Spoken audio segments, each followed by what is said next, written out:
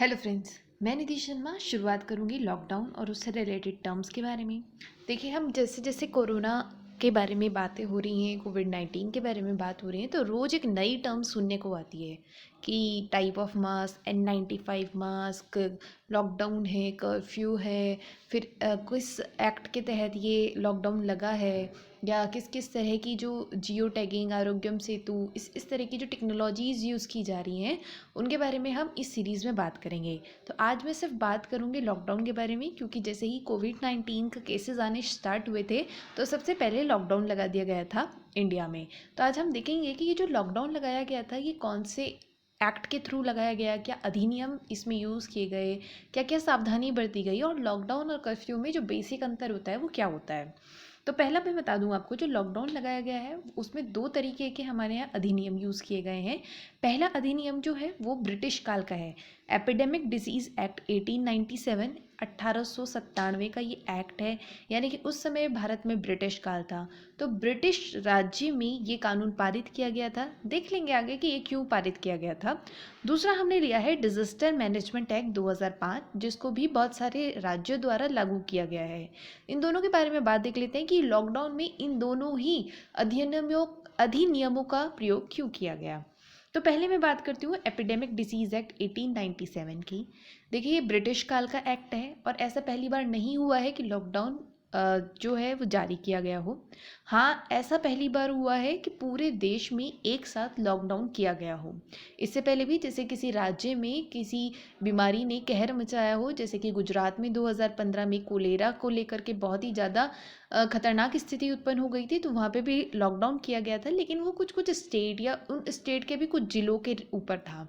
लेकिन इस बार पहली बार ऐसा हुआ है कि कोरोना यानी कि कोविड-19 नाम की एक ऐसी बीमारी आई है जिसके तहत पूरे देश को ही हमें लॉकडाउन करना पड़ा। ये जो लॉकडाउन किया है वो एपिडेमिक डिसीज़ एक्ट 1897 में किया, के अकॉर्डिंग किया।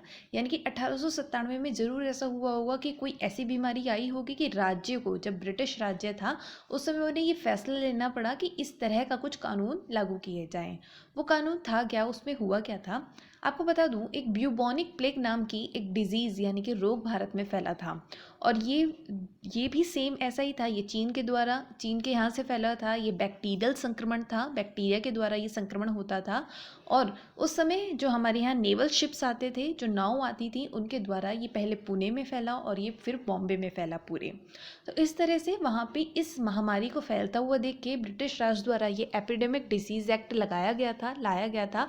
और उसमें राज्य यानी कि जैसे कि पुणे में फैला है या मुंबई में फैला है, तो वहाँ के जो गवर्नर नियुक्त किए गए हैं या जिले के जो अधीक्षक नियुक्त किए गए हैं, उन्हें ये अधिकार दिया गया था कि आपको जो भी लगता है कि सेफ्टी मेजर लिया जाना चाहिए यहाँ पर महामारी को रोकने के लिए, आप वो ले सकते हैं। उसमें भी उन्होंने कहा था कि वहाँ पर आप जाति धर्म का ध्यान रखिए, क्योंकि उस समय भारत में जाति और धर्म का एक बहुत बड़ा इशू हुआ करता था।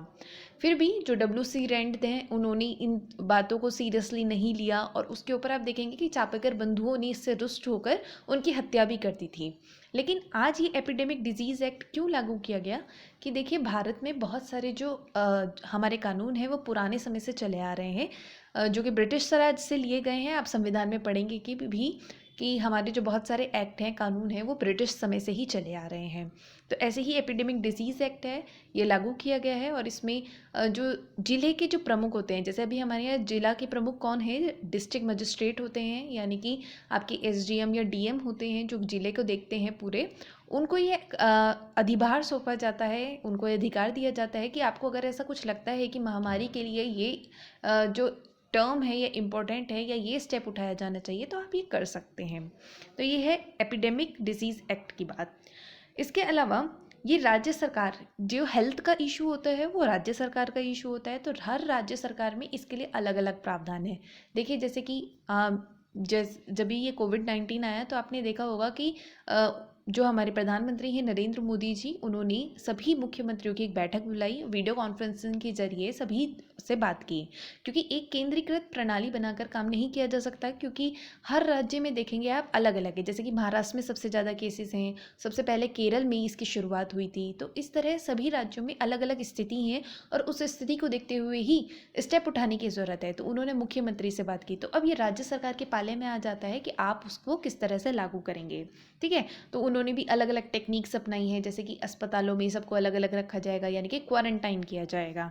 उसके अलावा कि जो निरीक्षण अधिकारी एक नियुक्त किए जाएंगे, एक स्पेशल डिस्ट्रिक्ट ऑफिसर नियुक्त किया जाता है जो कि ये निगरानी करेगा कि किस ज़िले में किस तरह के हालात है, कहाँ पे क्लस्टर्स बनाए जाने चाहिए, कहाँ पे मरीजों को अलग अलग रखने की ज़रूरत है, ये कहाँ पे बहुत ज़्यादा मात्रा में रैपिड टेस्ट कराने की ज़रूरत है। तो ये सब एक जिलाधिकारी के काम को सौंप दिया गया।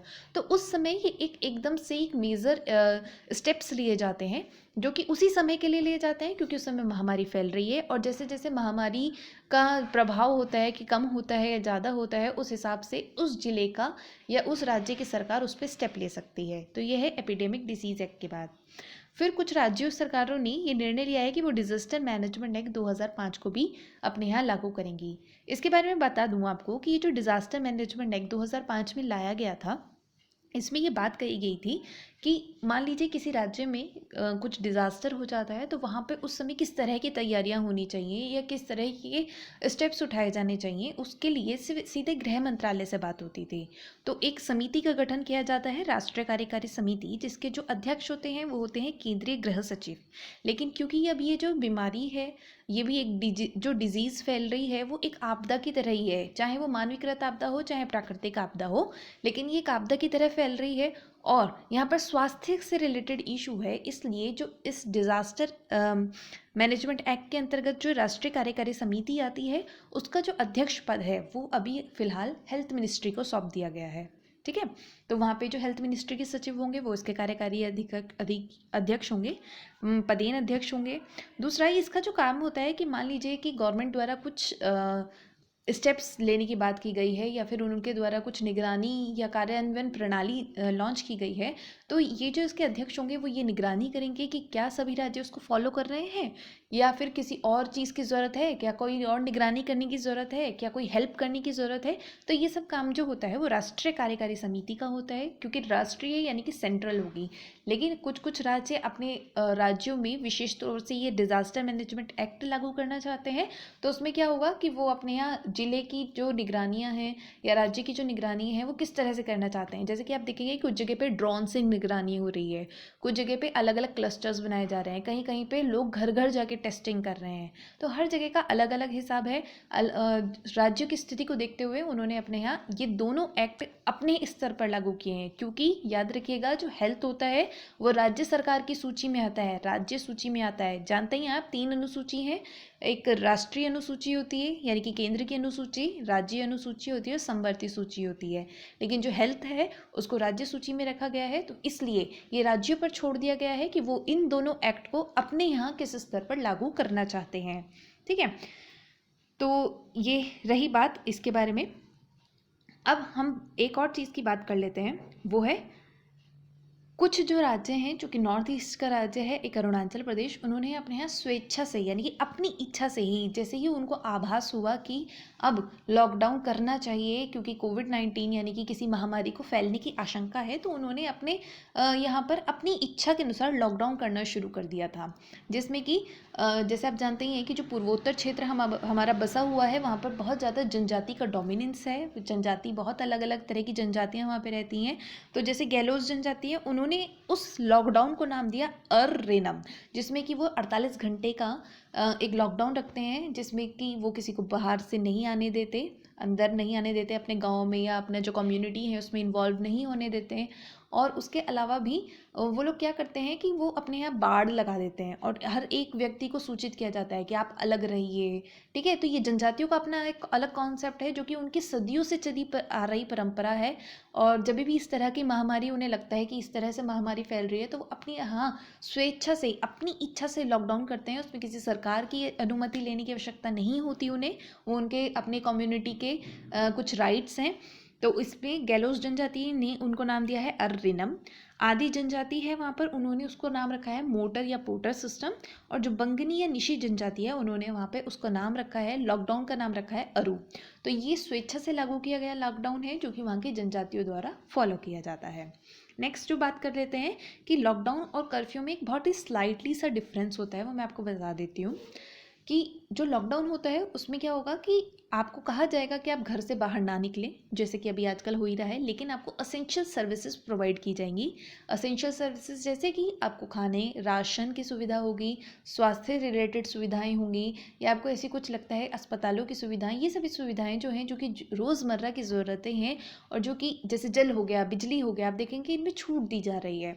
ठीक है, तो ये होगी असेंशियल सर्विस, इसकी छूट दी जाती है लॉकडाउन में। लेकिन जो कर्फ्यू होता है वो सेक्शन 144 आईपीसी की धारा 144 के अंतर्गत ये लगाया जाता है, और इसमें असेंशियल सर्विसेज की भी रोक लगा दी जाती है। आप देखेंगे कि कई बार हम देखते हैं कि किसी क्षेत्र में कर्फ्यू लगा दिया गया है तो वहाँ पूर्ण रूप से बंद होता है, आप बिल्कुल घर से बाहर भी नहीं निकल सकते, आपको राशन के लिए भी बाहर नहीं निकल सकते हैं। उसके अलावा कि अगर ऐसा होता है कि सरकार को ऐसा लगता है कि अब थोड़ा स्थिति नियंत्रण में है, और तो वो उसके लिए कर्फ्यू में थोड़ा ढील दे सकती है, लेकिन वो भी वहाँ के हालात पे निर्भर करता है। लेकिन लॉकडाउन में आपको असेंशियल सर्विसेज मिलती हैं। और लॉकडाउन किन 2 आर्टिकल के अंतर्गत लगाया गया है या किन नियमों के अंतर्गत लगाया गया है वो हमने अपनी वीडियो में डिस्कस किया ही है। एपिडेमिक डिसीज एक्ट 1897 और डिजास्टर मैनेजमेंट एक्ट 2005 के अंतर्गत लगाया गया है। लेकिन कर्फ्यू लगेगा वो लगेगा आईपीसी की धारा सेक्शन 144 के अंतर्गत। तो प्लीज़ इन दोनों में डिफरेंस याद रखिएगा, क्योंकि हो सकता है ये टर्म जो है बहुत ही आजकल चर्चा में है, करंट अफेयर का एक बहुत ही बड़ा मुद्दा है, पूरे वर्ल्ड के लिए एक बहुत बड़ा मुद्दा है, तो हो सकता है आपके एग्जाम के लिए इंपॉर्टेंट हो।